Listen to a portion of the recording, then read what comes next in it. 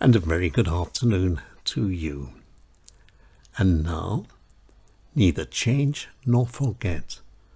Some Thoughts About History by Nigel A. James. The sense of history is twofold: the reporting of the past and the interpreting of the past. The reporting of the past relies on well-established and widely accepted facts, and it is widely believed, relatively easy because of the many records that exist. But how reliable are these so-called well-established facts? This is a very good question. There are only two facts that cannot be disputed: birth and death. Everything else must be questioned, and this is the job of historians. Therefore, it is the historians who establish historical facts. Facts, too, that must always be questioned. So who is an historian? An historian, according to the Oxford, is someone who's a writer of history, or a person learned in history. So how learned must one be to write history? One can only be as learned as the historical sources one uses. And these sources very much differ according to the perspectives of those who produce them. And everyone's different, even historians. Simply put, European history has German versions, French versions, British versions, and many other versions as well. So whose truth is true? Whose opinion is the one that counts? Because you are German does not mean that you know more about German history than a French historian does. But historians too have other demands.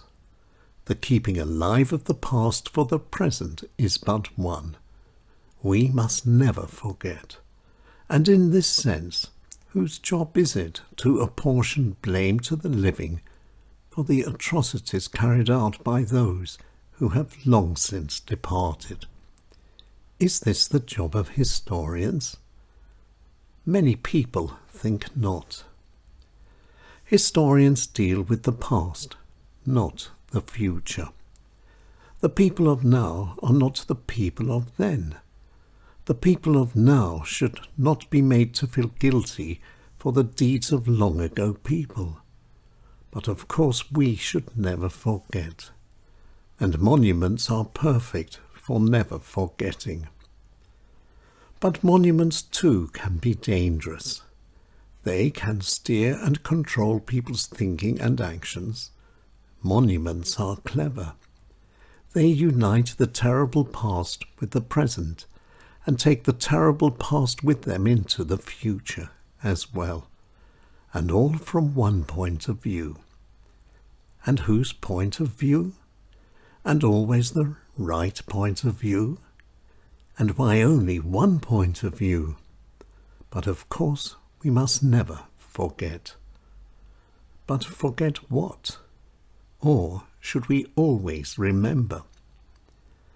To remember is to feel. We can only remember that which we've touched or experienced, or those we have personally known.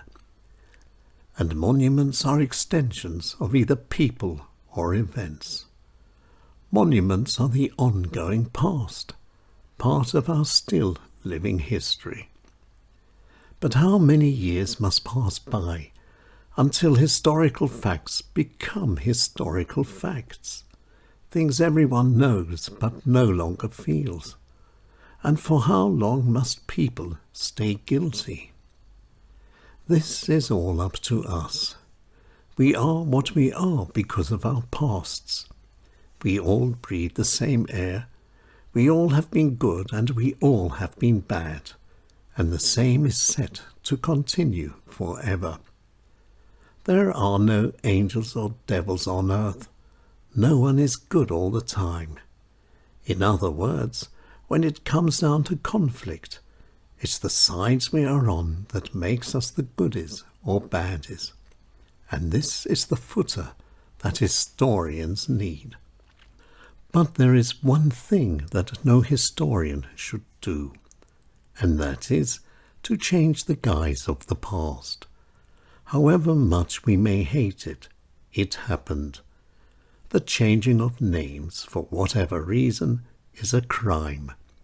Under no circumstances has anyone the right to erase. The sense of history is twofold: the reporting of the past and the interpreting of the past. History does not mean making the future.